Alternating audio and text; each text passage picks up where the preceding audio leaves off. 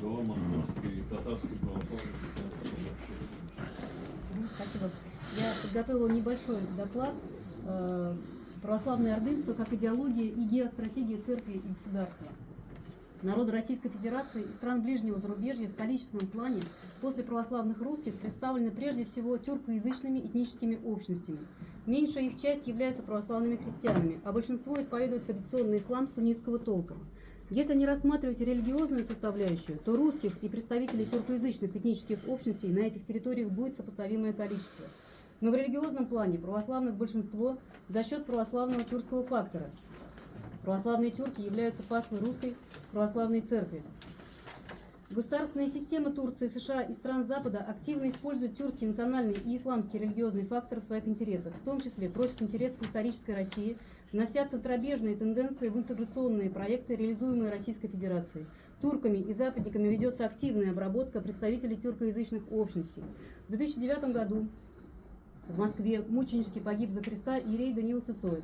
Он был застрелен террористом в храме на Кантемировской, который строил сам и мыслил создать на базе прихода православный тюркский миссионерский центр. Имея татарскую кровь, отец Даниил начал реализовывать этот проект создания татарской православной общины. Он трепетно относился к каждому слову Священного Писания и считал, что татарские корни – это задание от Бога, что он должен нести весть о Христе на тюркском направлении и шире, на восточном через татар. Кровь мучеников в семя церкви. После убийства отца Даниила Сысоева русская православная церковь в новейшее время начала медленно, но планомерно поворачивать свой корабль на восток. Прошло почти 15 лет, как убили основателя Московской татарской православной христианской общины. Община не прекратила работу, начатую ее духовником и первым руководителем.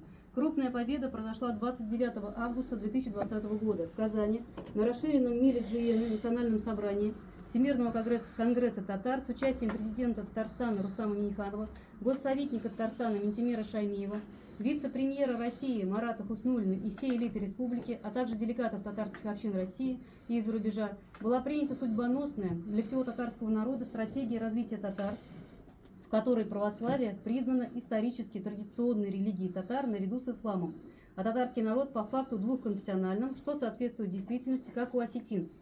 Таким образом, по отношению к татарам впервые за 7 веков со времен хана Узбека была установлена историческая религиозная справедливость. Сегодня в России мы наблюдаем православную тюркскую весну, возрождение православной татарской мирной реконкисты и начало мирной духовной экспансии русского мира на территории стран ближнего зарубежья Турции, Ирана и Китая.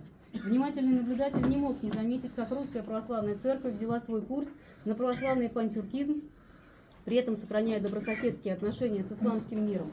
В 2024 году по благословению святейшего патриарха Московского и всея Руси Кирилла началась подготовка к съезду православных тюрков. 26 января 2024 года было проведено первое заседание рабочей группы оргкомитета съезда под председательством митрополита Крутицкого и Коломенского Павла, патриаршего наместника Московской митрополии, руководителя управления Московской патриархии по делам епархий в странах ближнего зарубежья. До этого знаменательного события о необходимости православного Курултая православных татар и тюрков, а также других народов, Союз православных татар и Московская татарская православная христианская община заявляли публично на протяжении последних лет, и нами было проделано много работы в этом направлении. Исторические основания христианского тюркского объединения бесспорны. Я в докладе подготовила как раз вот эти вот основания бесспорности христианства в разных тюркских народах, но зачитывать